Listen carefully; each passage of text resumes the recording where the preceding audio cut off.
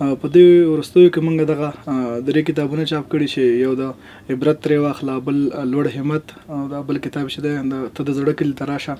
داسې ډېر نور کتابونه موږ چاپ کړي او هلې ځلې کوو چې انشاءالله دا کتابونه چاپ کوو، تر ولایتونو پورې رسوو او سم رسولي شاعرانو لیکوالانو راسره همغږي دي او هر وخت به غونډې کوو، ناستې کوو او انشاءالله هم دا خدمت به کوو. په دواړو ژبو کې هم کتابونه چاپ کړي او چاپوي، خو زما غټ ارمان دا ده چې په پښتو کې زیات کتابونه چاپ کړم، ځکه زه چې کله مسافر وم زه د مطالعې ډېر مینهوال یم، خو ما پښتو کتابونه نشم پیدا کولی.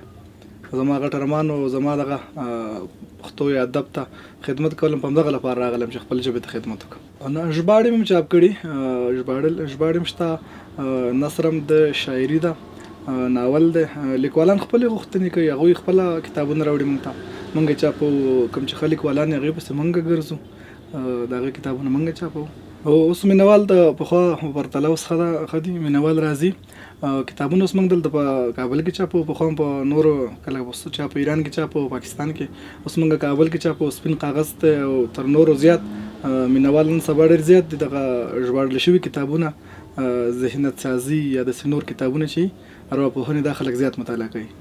نثر ته باید ډېر کار وشي، ځکه شعر ته، ناول او دې شیانو ته زیات کار شوی، باید نثر ته کار وشي. زموږ کوشش هم دا ده چې نثر ته کار وکړو. ډېر ګټه رسوي، ځکه پخوا که تا کوم مطالعې لپاره کوم کتاب یا شی غوښته په اسانۍ ترلاسه کولی نه شو. اوس موږ خدمات په ولایتو کې زیات دغه کړي چې پخوا به کتابونه ډېر په سختۍ پیدا کېده، اوس کولی شي مزار کې، بلخ، قندوز، دغسې بغلان کې، خوست، پکتیا، ننګرهار، کونړ، په دې ټولو ولایتونو کې کولی شي په اسانۍ زموږ کتابونه ترلاسه کړي.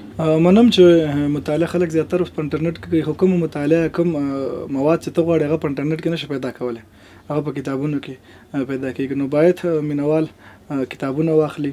که دوی کتابونه واخلي نو کتابخانې والا لاس ته به چې راشي هغه په نور کتابونه چاپ کړي. زموږ داسې ضرب المثل هم ده چې تاسو کتابونه واخلئ چې موږ تاسو ته نوي نوي کتابونه چاپ کړو.